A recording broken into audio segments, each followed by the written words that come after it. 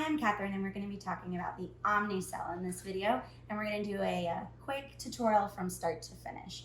So this is the sign-in screen. This is going to be your 5 and 2 and your unique password. If you haven't set up a password before, you will have to get in touch with pharmacy during your onboarding to set that up. Once you've signed in a 24-hour period, you'll be able to use your finger again. So we're going to start by adding a temporary patient. So we're going to hit Add New.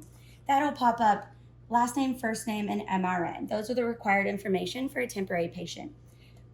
For emergencies, we can have a temporary patient, and for that, it's going to be 911 for all the required fields. If you have a patient that's coming as a transfer and you know their name and MRN, you can actually put that in, and when they get here, Omnicell will merge it on its own. So we're going to add our new patient right now. So this is what your screen will look like even on a normal patient. It'll come up with where they're admitted, date, time, and their room. So if you would like, you can pull up their allergy information over here.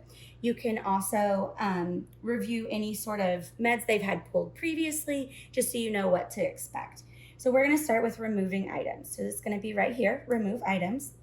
On a normal patient who has medications ordered, there'll be meds listed here, and you'll select, hit remove now.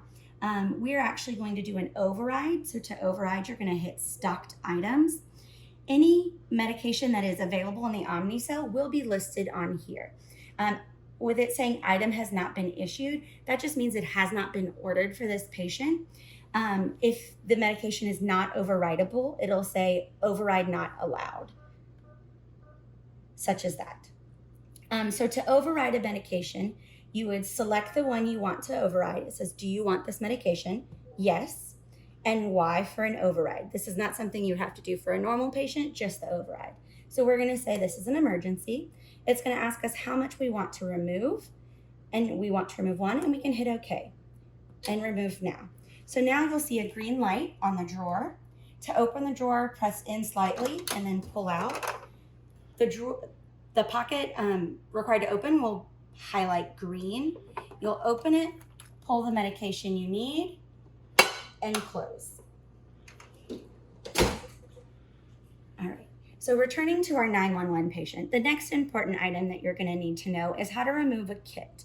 So these are all of your critical processes in the department. We've streamlined how to remove it, and they are located under Remove Kits. So your kits are based off of where you are in the department. Unstable patient kit is actually everywhere in the department. It includes epi, atropine, calcium, and bicarb. These are for your patients that are maybe going to the cath lab, going to the OR, or going to be spending a long time in main CAT scan, so that you can have critical drugs on hand if needed. The brain code kit is only available in trauma 2, and 23% sodium chloride is only available as part of the brain code kit. You cannot override this on its own. So to make this process easier, we've actually streamlined it, and all of these medications are located in this bottom drawer here. So all of them are across the top. With kits, the most commonly used one for us in the emergency department is our RSI kit. With the RSI kit, there are a lot of medications on there that you do not need. So if you open them up and change the part to 0 and hit OK, it drops off your list. It drops off your list. Now it is assumed that everything that is on this screen you actively want to pull, so you can hit remove now. So again, you'll get a flashing light on the bin. You'll open your bin, close, and close.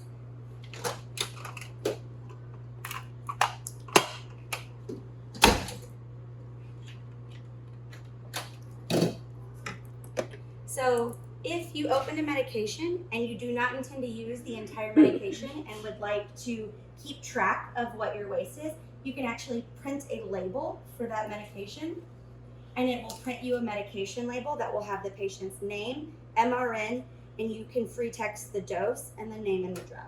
So you can close the bin, close the drawer. All right, now let's return these items. So return items is found right under remove items, which you're going to return. We're going to return the etomidate first. So it's going to ask you the quantity you want to return. You hit okay, and return now. So it will, depending on what kind of medication you're returning, it will ask you to return it to the main return bin or the bin it was previously in.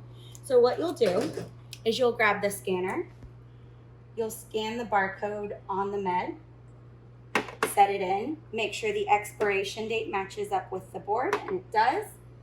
Close, and done.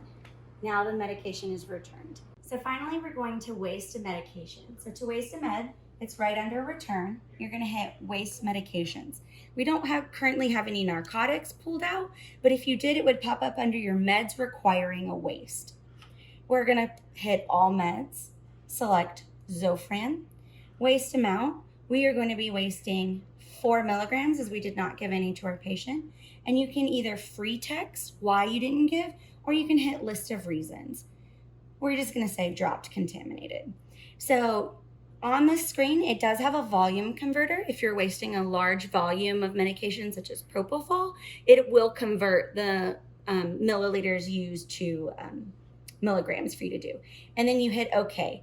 When you hit okay, I'm not going to do this as a temporary patient, but it'll pop up and ask you waste now, and you say yes. If you don't do the final waste now, which is located in the top corner, it will not waste the medication.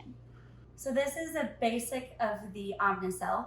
If there is any questions or you would like a medication added to the Omnicell that's not currently there, you can contact myself, you can contact any of our pharmacists, or get with any of the clinical educators to pass that along.